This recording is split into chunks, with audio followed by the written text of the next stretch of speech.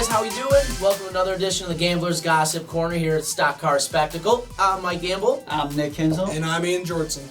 So, we got a lot of crazy news to kind of cover going on around the world of NASCAR this week. Most notably, Roger Penske purchases the rights to the IndyCar Series, Indianapolis Motor Speedway. A lot of different things going on here, guys. I mean, what do you guys think of this? What do you think this means for IndyCar? What do you think this means for NASCAR? What do you think this means for the Brickyard? I really think we're going to get a NASCAR IndyCar weekend merger, doubleheader at the Brickyard within the next few years here, because I think that's probably on the top of Roger Penske's mind right now. That's just cool to see, honestly. Yeah. I think he's going to do good things for the series, honestly. Yeah, I love the idea because now he gets to control kind of like everything that goes on with the track, so... Let's see. I'm excited. I want to see this doubleheader happen. Hopefully, open up IRP again for we can get truck and Xfinity racing back there, and we'll see what happens. Yeah, that'd be cool. Yeah, I think it's great. You have a guy like Roger Penske who grew up a racing fan, ends up making millions of dollars in his life, goes on and ends up purchasing a sports series like this. Yeah. He's got, like I said, he's got obviously big interest in NASCAR with Penske Racing. Big interest in IndyCar. Yep. His IndyCar teams are dominant. If you look at the year they had in Indy this year, is ridiculous. He won championship, the Indy 500, everything you would kind of want to win. You get a guy like that that's got interest in both of these parties coming together and owns one of the series. It can't be anything but good for both series. Right. The biggest thing that I thought was awesome was he's come out right away and said the Brickyard 400 is going nowhere. Yep. He's going to do everything he can to make a huge push for the Brickyard, to make it a big race again. I think is great. We've talked about our experiences at the Brickyard this year. Loved it. Yeah, I thought Could it was you a guys great imagine time. if they did something like if they merged the Brickyard 400 on the same weekend as the Indy I don't think 500? they'll do Could that, you though. imagine? Yeah. Just he's got the power. He's got the power. I to say just don't think they will, though. I think That the would Indy have to be- 500 is already such a big event. Like, why would you mess with that? We'll see. I mean, it's possible. So Run the Cup race on Saturday, and then run the Indy 500 on Sunday. Well, that also means if they did that, they'd have to mess up their Coca-Cola 600 weekend if they did that. So that's not gonna happen. Well, I was going to see more, I don't know the logistics behind setting it up, but maybe doing something like the Brickyard on the same weekend when they run the Indy Roval. Yeah, that'd be pretty cool. That's plausible, at least. Yeah. Something like that I think would be great. So, Yeah, but no, I think definitely. it's great.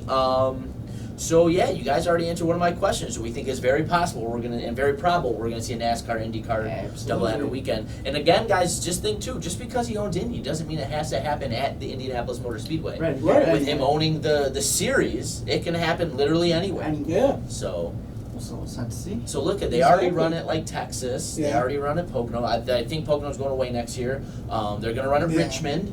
As the schedule changes for 2021, I think any of those tracks like that, it could be very, very possible. Bring Cup to Gateway and have a doubleheader there with the boys. Ooh, that would be crazy. That would be really cool. Or even Xfinity IndyCar doubleheader would be awesome. So there's a lot of different kind of things that can happen there. So Exactly. yeah, I think the only way you can view this is a plus for the sport, Oh, absolutely. plus for Penske Racing, plus for the fans. Yeah. I think when you get people who are really interested in seeing the sport do well, not just make money, that's good for us as fans. Yeah. I think that's the best thing. And for him buying Indianapolis Motor Speedway, how many Indy 500s has Roger Penske won? 12 zillion. Yeah. He owns that track.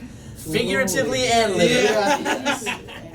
So yeah, that was awesome. So, yeah, good for him. Yeah, can't wait to see the future of Indianapolis Motor Speedway. Yeah, this is definitely a step in the right direction. Yeah. So to transition a little bit to next year, as you guys know, right before we get to Daytona for Speed Weeks and everything with NASCAR, the IMSA Series goes there. Yep.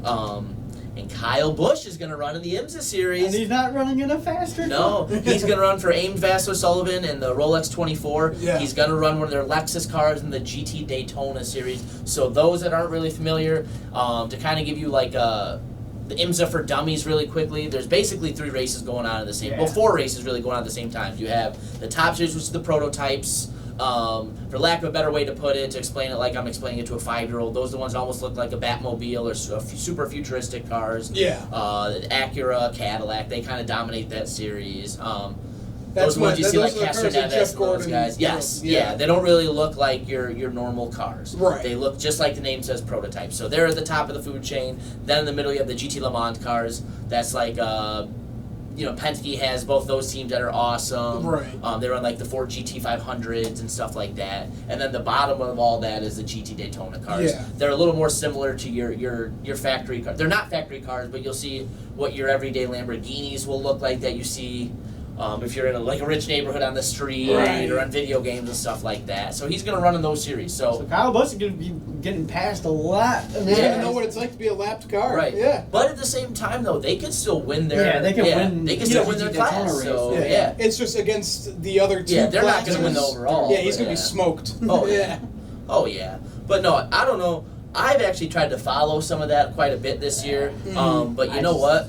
I think it's crazy fascinating. Oh yeah, every insane. year It's just I watched insane. Like the first year I ever watched a Rolex 24, I was like, why are there so many cars in here, and why are we getting like 3 different scoring files? I didn't understand that there was 3-4 races going on at one time. It's crazy. My cousin's super big into that kind of racing too, and he turned me on to it, explained a little bit more of it to me.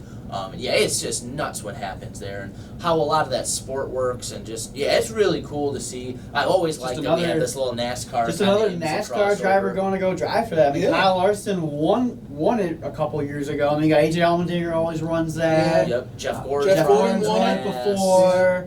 Austin Cindric's probably going to run it because he's big into those kind of cars. So, Dale Jr. and Sr. they rode it back in the day. Back in the day. So you just.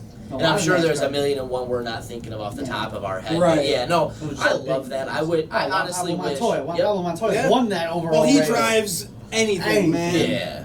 But I enjoy watching the Rolex 24. I've been trying to watch it for the past few years, and I think we should all get together for it too. So we'll set up a little I'll bring clock. the 12-pack of Monsters. A little we'll clock, set a for 24 hours. hours. They don't even show the whole race on TV, I don't think. You can get it's not it all on on the app. TV, but then you can get it on the stream because I have the IMSA app. You can watch it on there, so it is possible. 24 hours of racing. we're on hour 13.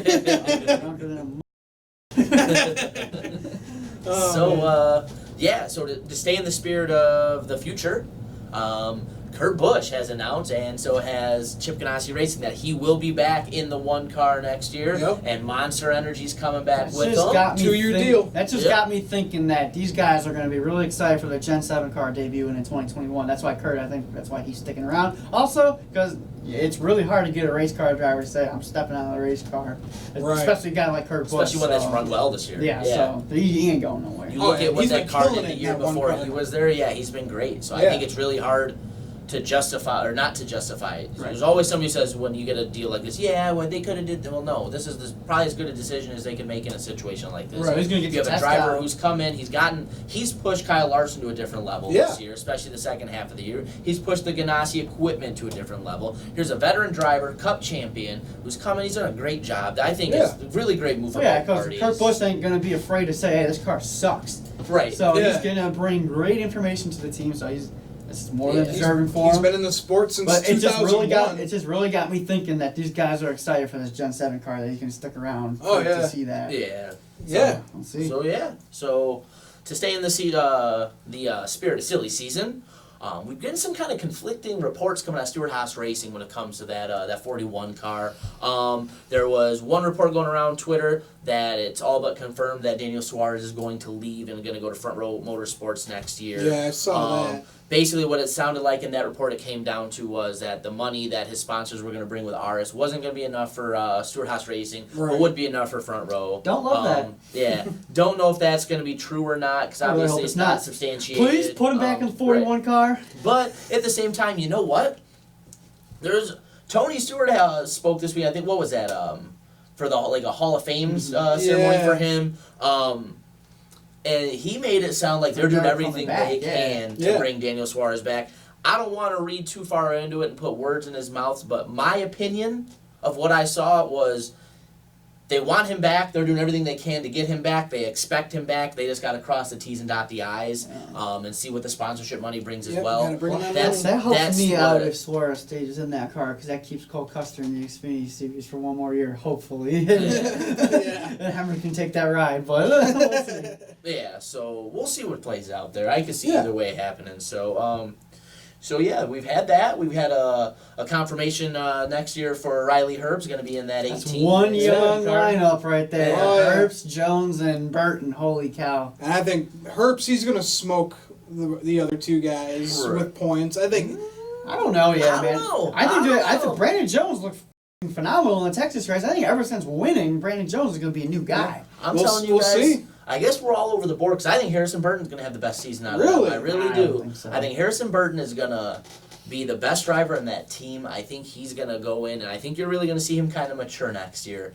I'm not sold on Riley yet either. I've seen Riley in a few races this year running like 13th to 15th in a JGR car, in that 18 car. So I wasn't too impressed with what I saw of Riley this year, but having a full season under your belt next year is really going to help him out. Yeah, we'll see. It's a really young lineup, so I wonder, does Gibbs run a fourth car to be the Monster Energy Cup Series Superstar lineup, or whatever the Cup Series Superstar lineup for that car? Oh, I bet you they will. Oh yeah, definitely, because Kyle Busch, he needs to run those Xfinity races. I feel like once his study gets to 100, he's done. But I don't think I'm buying into that. No, I'm not buying it whatsoever either. But yeah, they're gonna probably open up. Like me and Mike were talking, they're probably gonna, if anything, bring the 54 back from KBM. And run that for a fourth car. Bring that monster car back. But I don't know how Monsters with Riley Herbst. That's right. Yep. Yeah. So we'll see. I mean, there's a lot of different things. I wouldn't be surprised at all if they run a fourth all-star car, whatever number, whatever sponsorship they put together for that. I feel like every big team has an all-star car. Yeah, at this point. I think it's just easier for them to market to sponsors. Like, you have to bring along this young rookie as part of it, but you're going to get so many races with Kyle Busch, or so many races with, brand name driver XYZ here. So you saw a little bit of that with Kyle Larson and Ross Chastain before the whole DC Solar debacle. Yeah. So, I think that's kind of the way we're going, and to kind of piggyback off of that, we also learned that Austin Hill will be back with Hattori Racing next year. That's great news. So he can finally keep a driver in that truck for more than a season. He's had 3 wins this season. He's been killing it. Still in the championship hunt. Yep. Yeah, definitely. So definitely like a great transition from Brett Moffitt to Austin Hill, because we got another guy he's winning races. He's contending for championships, so definitely a great move, and I'd like to see him do a lot better in that truck next season. Right. Yeah, I think it's a good move. Like I said, he had a good year. Mm-hmm. Wasn't quite a Brett Moffitt year, but you know what? Brett Moffitt's also Brett Moffitt's pretty talented race car driver. So, but and for him to win at 3 different kinds of tracks, he won at Daytona, he won at Michigan, and he won at Vegas. Yeah. So he knows how to get it done. Right. Pretty much anywhere around the intermediates to the super speedways. And I think if he's staying, I think it's obviously mutually beneficial for both him and team. Right. So good move. Really good move, definitely. In my opinion. So we had all that. Another moving part we got going on. Crew chief for your boy the Hem Dog, Luke Lambert, has announced that he'll be leaving the 8 team and will be going over to the 17 team with Chris Buescher next year. That means that Randall Burnett's coming up with Tyler Reddick. Right. For the 8 car. What do you guys think of that move there? Switching crew chiefs. I mean, Luke Lambert's a fairly solid crew chief. I mean, he almost won the championship back in 2014 with Ryan Newman. Right. So he's a consistent crew chief. He's going to do what's best for the car and everything. He's not afraid to take chances, make moves or anything. So, I mean, going to a new team, he's been with RCR forever, so getting to switch over to Roush, we'll see what happens. I just have a hunch. There's no real statistical kind of data to back this up. It's just my feeling. I just got a hunch that him and Buescher are going to be a really good match. I don't know what it is. I just think they're going to hit it off, and they're just going to be able to communicate with each other really well. Just be a great fit. I mean, already Chris Buescher in the 17. That's a huge. I think that's going to be a huge improvement for that team. So adding on this, I think they're going to do a hell of a lot better than what that team's doing now. The kind of car that they've been giving Ryan Newman, then Roush can officially be back. I think it's very possible both cars are in the playoffs next year. Yeah, absolutely. Yeah, no doubt. So yeah, that's gonna be some big news there. So then moving on. Ty Majeski's gonna drive in the 44 truck this year. I saw that. I haven't seen Ty this year. We saw Ty some in the ARCA a little bit. Hey, he got 3 ARCA wins this season. Yeah, but he's just really never gotten a big break in NASCAR's Premier Series. I mean, he had the 60, but the curse of the 60 car. Oh my God, that was a terrible year. Ever since that, it's just that sucks. Well, it just seems like he was the only one that didn't really get many opportunities outside of that. So Cindric moved on. Was it Briscoe moved on? Yeah. So both ran for Xfinity championships. Yeah. So Ty Majeski's just been running late model races and some ARCA races. So this is definitely a great opportunity for him. Right. We'll see what he can do in the 44 Nice truck. He's a guy, Midwest guy. If you look it up, he's really good late model racer too. He's one of the best. Yeah, one of the best around. Mm-hmm. So you love to see a guy like that who's super humble, super nice guy, getting opportunities. And we've seen what Chastain's done for Nice this year. Right. So hopefully he gets some kind of truck. Maybe we'll that see him run have a competitive. run. Yeah, exactly. Maybe we'll see him have a run. Yeah, because we know he's got the talent. Right. So yeah, we've touched on all that. So one thing that broke just today, right before we filmed, not too much earlier than that, Brad Keselowski is going to be running a pretty interesting scheme this weekend. Going to be running the Christmas car for Penske Racing. It's a good-looking car, man. Okay. Yeah, I like it. Last year he ran it with the snowflakes on there, kind of the winter landscape. And in November. That's the only thing. They don't run in December, so this is the closest you can get.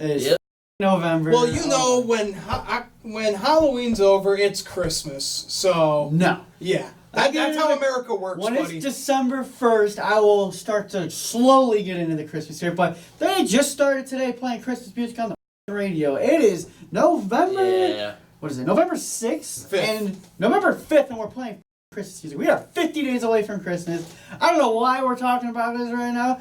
Stock Car Spectacle goes Christmas mode. But I will say though, I do think you'll like that car though because it's got some blue on it. Yeah, it reminds me of the Blue Deuce. You're pretty keen to the Blue Deuce. So Blue Deuce you're going to have to go ahead and look that up. The Blue Deuce is my absolute favorite race car of all time. Yeah, it's a pretty good looking race car. So we got that. Another thing, I don't know if you guys caught it this past weekend. Formula One was at the Circuit of Americas here in Texas. Yep. Tony Stewart ran a Cup car and also let the F1 drivers drive it. Thought that was pretty cool. Yeah. A little bit of NASCAR kind of look into the Formula One world. I wonder, I don't know if they'd ever run a race there, because what would that do for Texas Motor Speedway? I mean, they could run. They could do They're both. so different style of track. I don't know if it would have too much of a... Well, it would just would it take away from the Texas Motor Speedway race weekend? I mean, who knows? I just heard some people talking about it. The way I can tell. The way I looked at it wasn't so much looking to get NASCAR to the Circuit of the Americas track, but you've got these millions and millions of global fans coming over to the United States for a Formula One race because we know the eyes that are on Formula One. It's not. It's something that's unknown at this point. Yeah. You could steal just a little bit of those eyes and get them on NASCAR on Sundays as well. That's doing something. So you're bringing NASCAR awareness into a sport like Formula One. No, it's definitely pretty cool. Yeah, and definitely to have one of the drivers take the car around, see what it can do. Yeah, you had Kevin Magnussen and Roman Grosjean take the car around. Those are the Haas drivers, right? Those are the Haas F1 racing drivers. So for this past year, so I don't know. I know you don't really follow it. I don't know how much you follow Formula One. Haas had a really down year snooze again. fest. Lewis Hamilton winning another championship. Like, how is that fun to watch? I don't know. For me, whenever I turn it on, it always seems like it's boring. follow the leader. And the stupid push to pass. I hate the push to pass buttons and everything. It just Well, push to pass is IndyCar. Oh, is it? So I thought that F1. Oh, F1 has the DRS zones where they have a wing that you can drop down to get extra aerodynamics. What? But that's all going away because they're changing their whole package again starting in 2021 hopefully as well. Better racing. It's just follow the leader. Usually Lewis Hamilton's got like a 15, 20 second lead on these courses. It's never really caught my eye. I mean, in IndyCar, I'll watch that over it, but I don't know. Not as exciting as NASCAR. Those open wheel races, I just don't like. I really enjoy it, but I enjoy all types of motorsports, so kind of teach their own there. But again, I think it's a really good move for NASCAR. You get a series like that just perpetually just churning out money left and right. Yeah. You try to get as much of your awareness and attention on as you can, right on that coattails a little bit. It's going to be good. Yeah, so we got all that. So, Yeah. One other thing that happened this weekend. It kind of has to talk about, it's got a little bit of historical context. Kevin Harvick with a big win for a couple different reasons. Not only does it tie him or get him into Homestead, punches his ticket there, but it ties him with Tony Stewart with 49 career wins. Sorry, boss, he's getting passed. Yeah, right. Yeah. So yeah, I think that's pretty huge. To tie your boss, and definitely, Harvick's got way more race in him, so he's definitely gonna, he's gonna go above 40. He should. I hope he doesn't stop at 49, but that'd be crazy. But yeah, just more races to come, and more to show up your boss too. Maybe talk a little smack to him. Well, you look at the reputation that Tony Stewart has, being more or less a NASCAR legend at this point. Everything he's accomplished in this sport, everything he's done.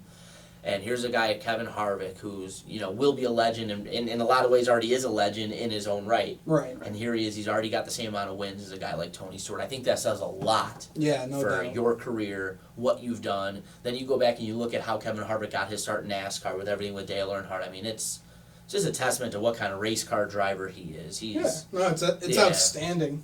Definitely. With maybe just the exception of Kyle Busch, I would say he's the best driver in the series. Yeah, I'd say, they go Kyle Busch 1 and best, 1A, depending on the year. It all depends. So, Right. So that's basically all the news we've had. Obviously, the biggest news that rocked the whole weekend was the Penske and IndyCar and Indianapolis Motor Speedway news. So, threw me off that he bought both of them. Right. Yeah. Well, I just laughed at all the other stuff you've seen, like NASCAR Chasm tweeting, just waking up to check Twitter to see if Roger Penske bought my house today. Yeah, I saw that. Yeah. What else is he gonna buy? Yeah, right. Yeah, so I think we've covered everything that's kind of been news and noteworthy for the week here in NASCAR world. Big news this week. So with that being said, I'm Mike Gamble. I'm Nick Kinsel. And I'm Ian Jortson. Yep, guys, be sure to go back, watch all our previous videos. Go ahead and hit that like and subscribe button on Instagram, on YouTube. Check out our Twitters. Check out our personal Twitters as well. I'm the Gambler23. I'm Zell824. And I'm NASCAR_Ian. All right, guys. So that's going to be another edition of the Gambler's Gossip Corner. See you guys next time. Thanks for watching.